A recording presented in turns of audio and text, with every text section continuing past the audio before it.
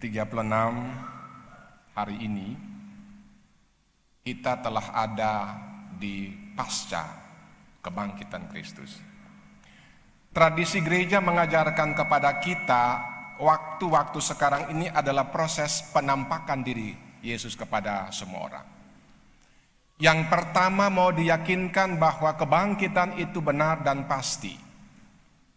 Yang kedua, untuk menghilangkan ketakutan dan keraguan-raguan para murid, para pengikut tentang apa yang dikatakannya bahwa ia mati tapi bangkit pada hari ketiga. Dan yang ketiga, mau memberikan spirit kepada para pengikutnya, menceritakan tentang peristiwa kebangkitan itu, menceritakan tentang kasihnya, berawal dari Yohanes 3 ayat 16. Karena begitu besar kasih Allah akan dunia ini, dan seterusnya disampaikan. Wujud kasih Allah adalah jembatan yang merupakan sebuah titian antara Allah dan manusia. Kristus ada di tengah-tengah. Dan karena itu Dia mengasihi kita dengan kasih yang kekal. Dia mengasihi kita dengan kasih yang tak pernah berkesudahan. Dan Dia mengajarkan kita untuk meneruskan kasih-Nya itu di setiap waktu, di setiap tempat, di setiap kesempatan yang kita diizinkan untuk meniti dan menjalani hari-hari hidup kita. Barang siapa mengasihi Allah, ia harus mengasihi saudaranya. Itu tema yang memandu seluruh proses pemberitaan kita dalam ibadah di pagi ini. Kita mulai dengan soal mengaplikasikan mengasihi saudara. Yohanes, dia memberikan beberapa catatan kepada para pembaca. Yang pertama, dia mau mendudukan tentang soal kasih itu. Bukan kita yang mengasihi Allah, tetapi Allah lah yang mengasihi kita. Bukan kita yang mencari Allah, tetapi Allah lah yang mencari kita. Dan karena itu risiko dari proses Allah mencari kita dan Allah mengasihi kita adalah menempatkan Kristus sebagai sumber daripada kasih yang besar itu. Itu kekuatan kita, itu spiritualitas kita. Dan karena itu kalau kita mengasihi, tidak perlu dengan termotivasi di belakang kepala ini kita diberikan label, iyo dia baik. Jiwa sosial, suka memberi, tangan tak buka. Tetapi kalau kita memberi tidak termotivasi oleh apapun, iman kita yang mengatakan, karena Kristus lebih dulu melakukan itu kepada kita. Dan kita melakukannya bukan supaya, agar, tetapi iman kita bertumbuh kepada kasih yang kekal itu. Kalau dia bilang barang siapa mengasihi Allah, ia harus mengasihi saudaranya, mari kita ukur.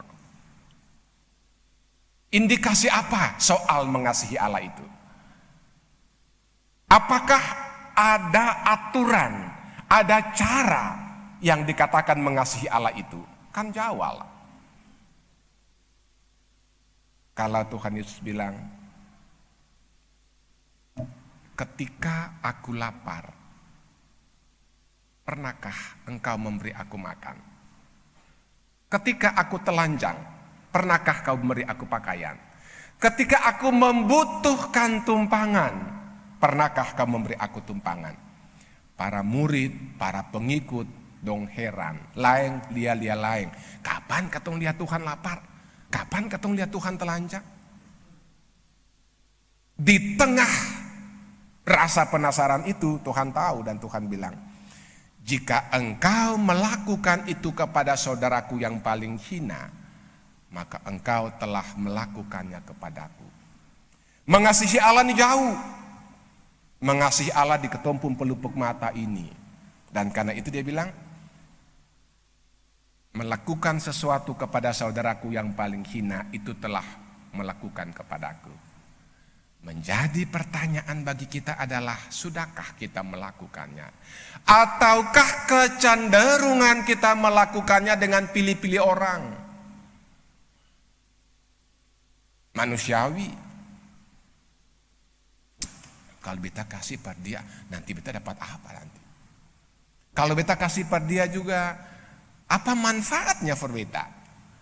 Kalau beta kasih for dia, apa untungnya for beta? Lebih beta kasih ke dia. Dalam membangun relasi, dikenal. Beta kasih ke dia, kemudian beta diberikan label orang yang saling mengasihi.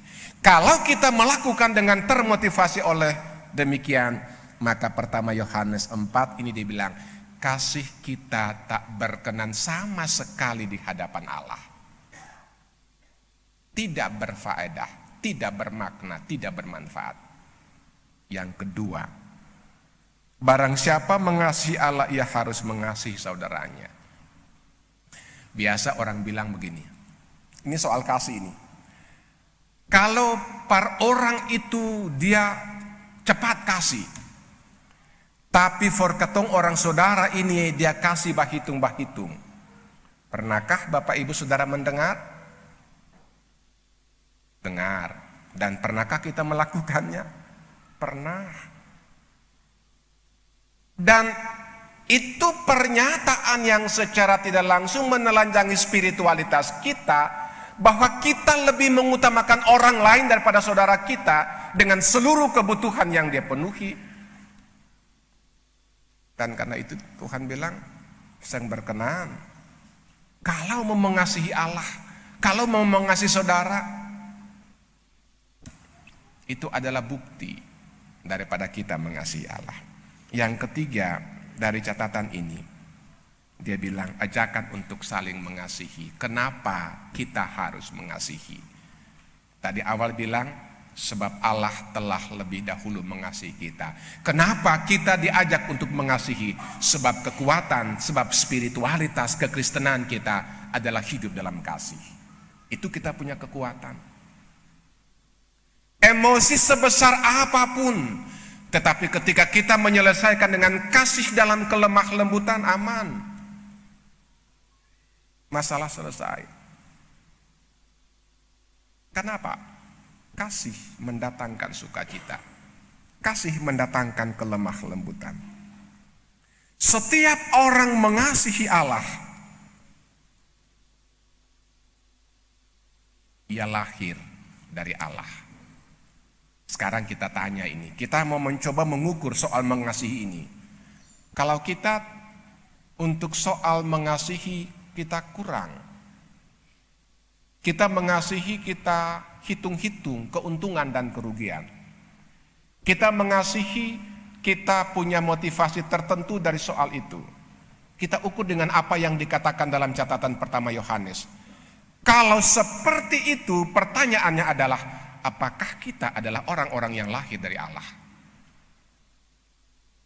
Sebab pertama Yohanes bilang, orang-orang yang lahir dari Allah adalah orang-orang yang mengasihi dengan ketulusan hati, dengan tidak termotivasi oleh motivasi tertentu.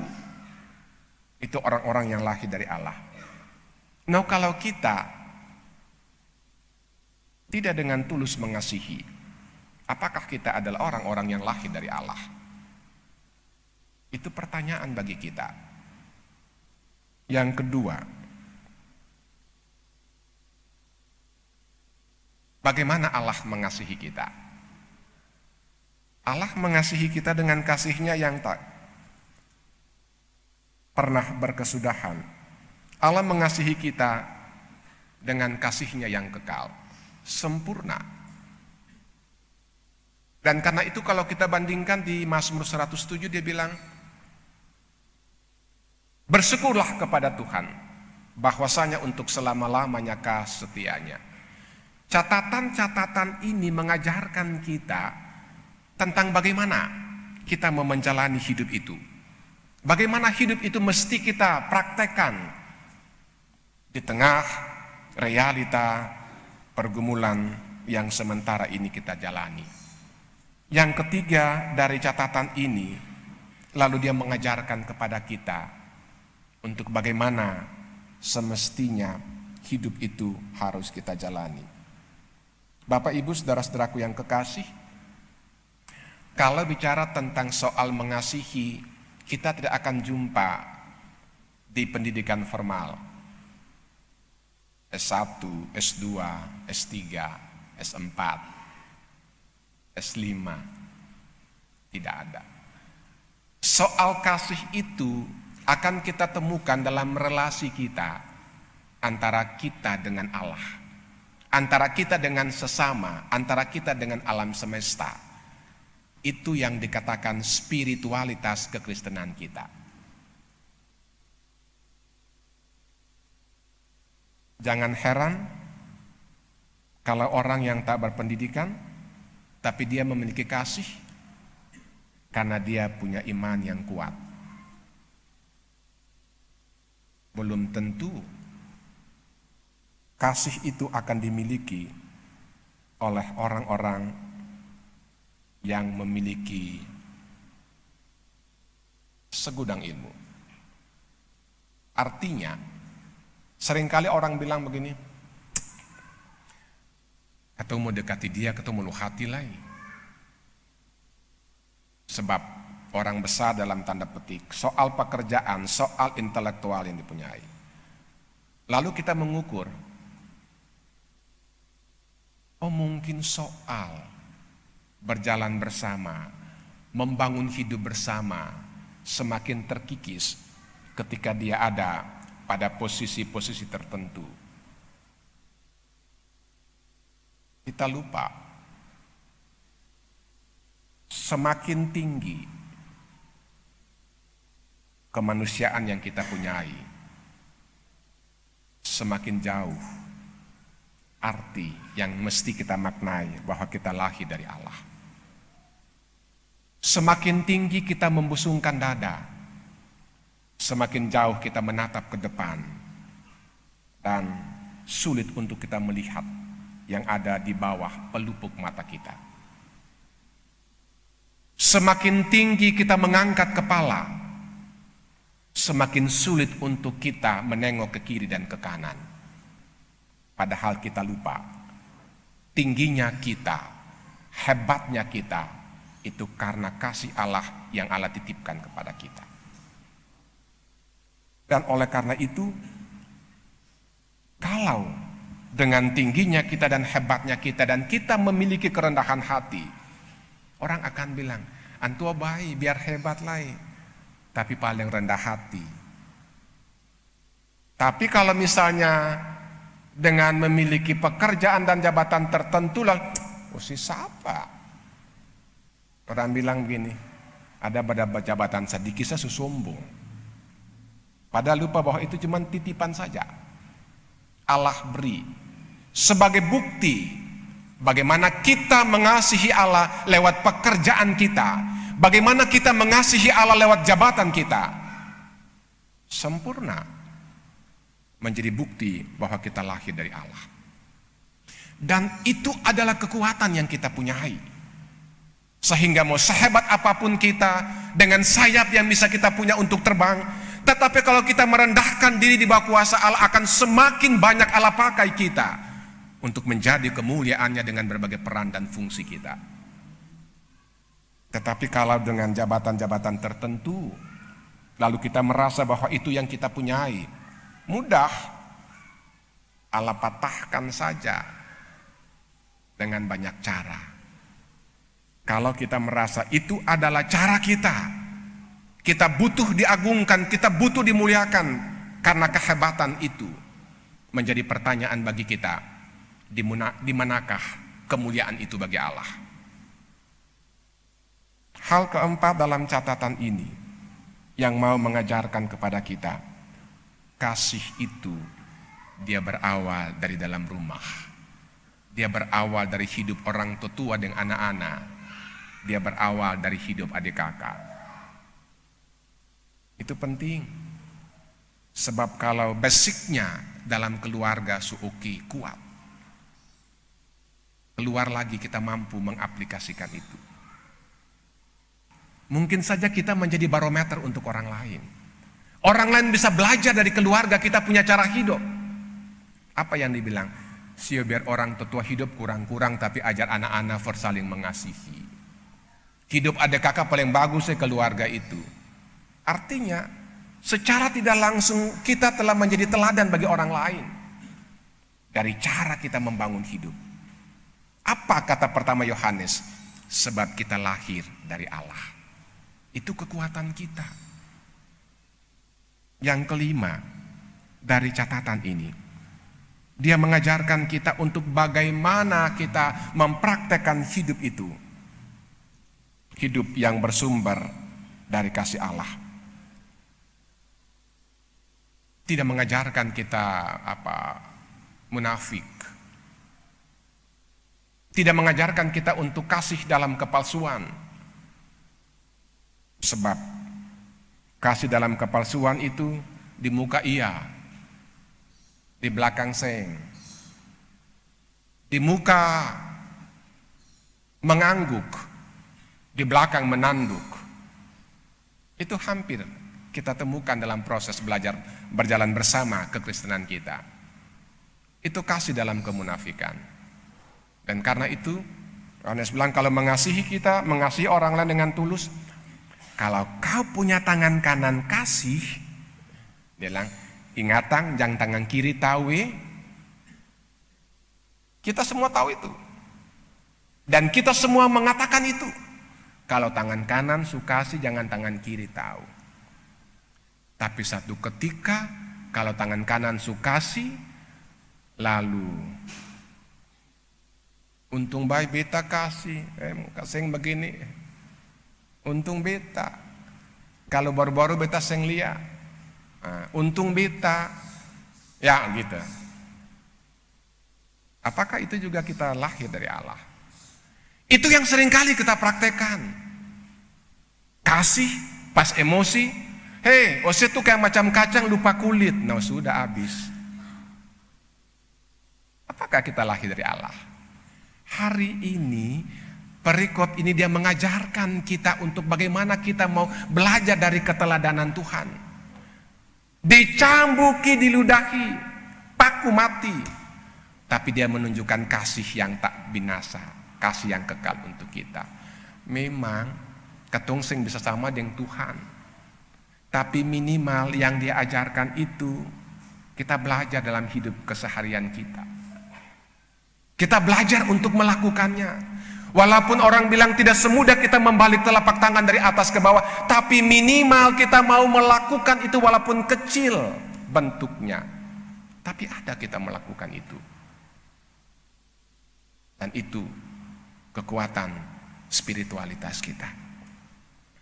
Oleh karena itu, saudara-saudaraku yang kekasih, kebangkitan Kristus mengajarkan kita untuk hidup kita selalu berpadanan dengan kasih Tuhan. Minta maaf pemain keyboard, kita menyanyikan satu lagu ini dalam kasih pasti lemah lembut, kasih pasti memaafkan. Bapak Ibu Saudara, kita menyanyikan bersama pujian ini.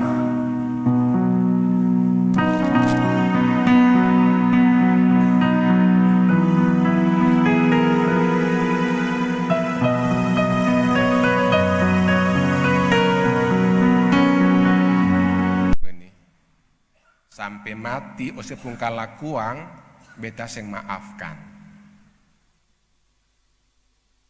Beta maafkan, tapi kalau beta ingat ose pun kata-kata beta gitu.